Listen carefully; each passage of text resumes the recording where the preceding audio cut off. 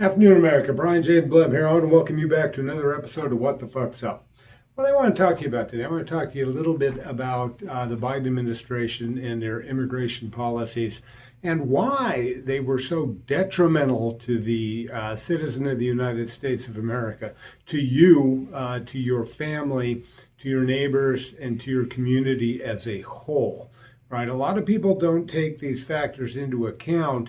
But basically, what happened, two significant problems for you, the American taxpayer, based upon choices made by those people who purported to be your elected leaders, right? The first problem,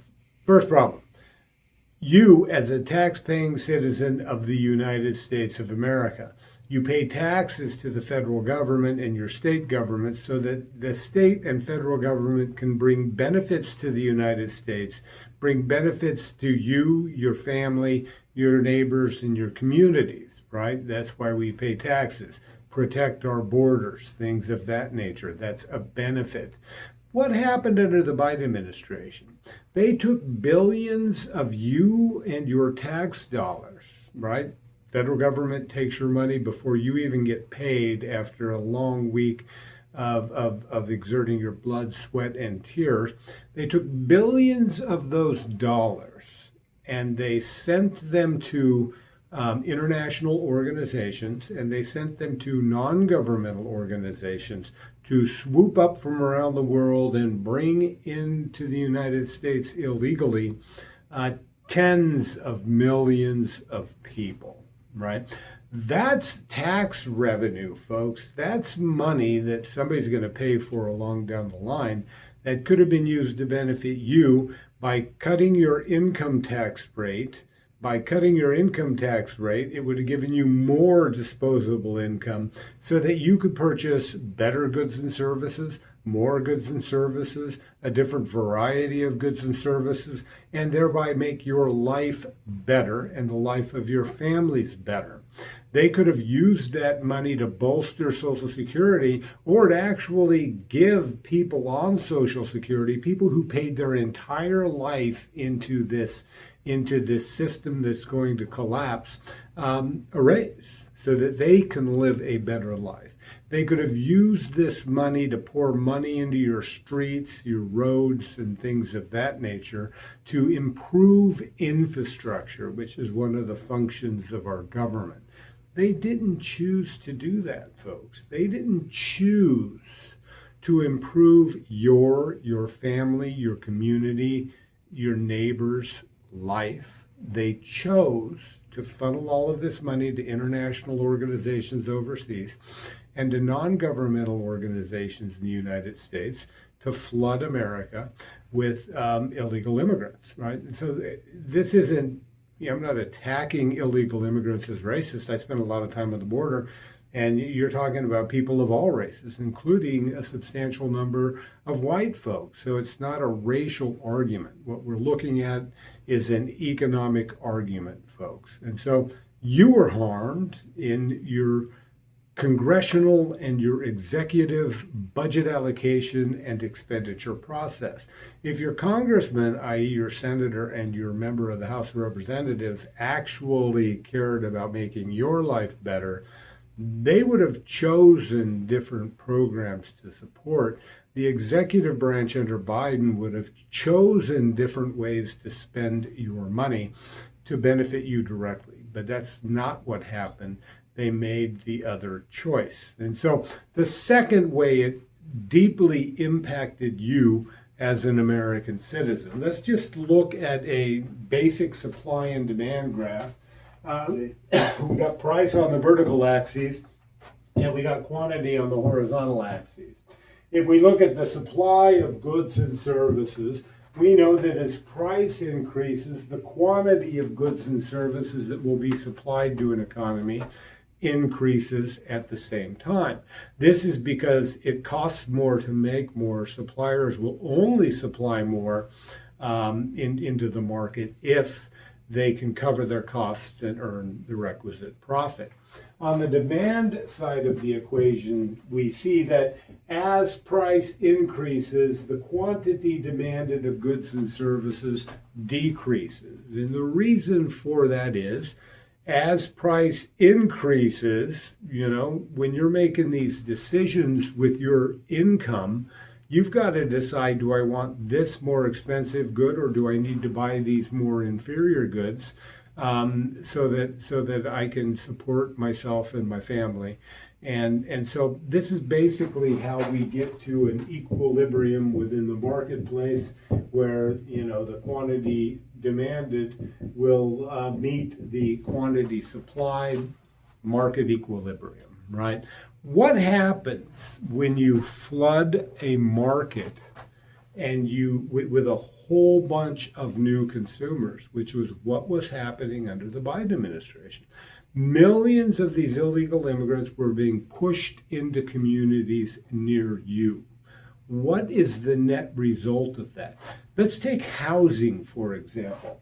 Housing, the supply of housing is rather fixed. They can't just poof, oh, there's a new apartment complex, right? Takes time to plan, to get zoning, to get coding, to get building, and to finish all of these large-scale construction projects. So as they're bringing millions of people in, the supply of something is fixed. The basic result is a radical shift in the demand curve. The demand curve shifts outward because they've substantially increased the number of consumers for a good and service, right? As that demand curve shifts outward, the net effect, folks, is this: a substantial increase in price.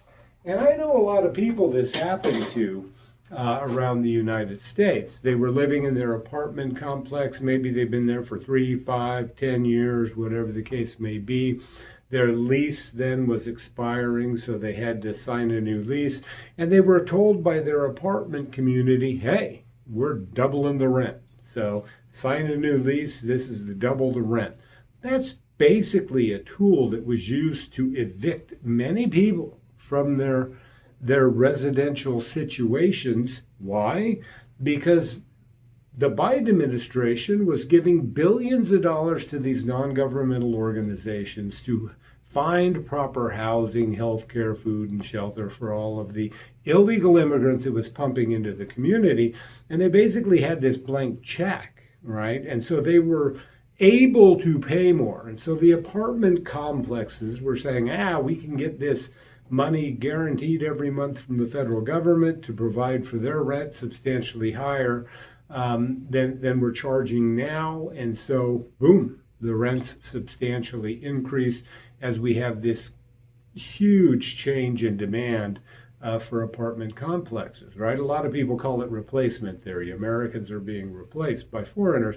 And in the residential housing setting, that actually was the case in many regards because people couldn't afford the new rent, right? And if they wanted to afford the new rent, they had to forego a whole bunch of spending on other goods and services that they would normally buy. It didn't only happen in the housing sector, folks.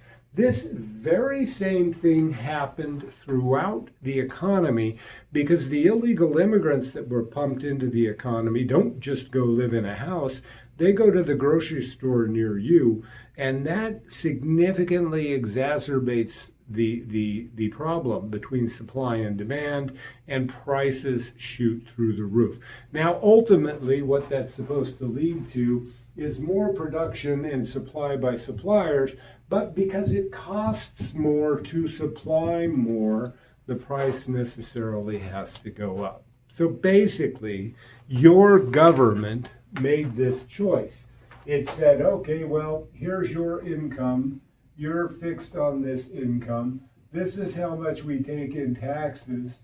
Instead of reducing this by moving the tax burden line upward, increasing your disposable income, they kept taxes where they were.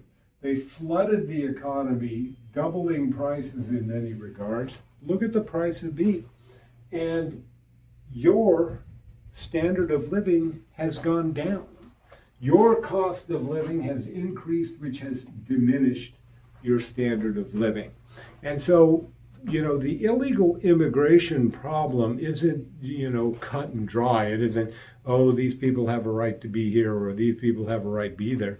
You try to go to Mexico illegally, right? You try to go live in Mexico illegally. You try to go to Canada illegally and live there. Try to go to Europe and live there illegally. Try to go to any other country in the world as an illegal alien, and there are going to be negative ramifications for that. Countries have borders, and countries protect those borders, for the benefit of the people that live within them. And so we have a process for legal immigration into the United States, which is a good thing. That process was completely disregarded by the Biden administration so they could flood the United States with illegal immigrants. The net result was substantial financial and economic harm to those residents that already live there.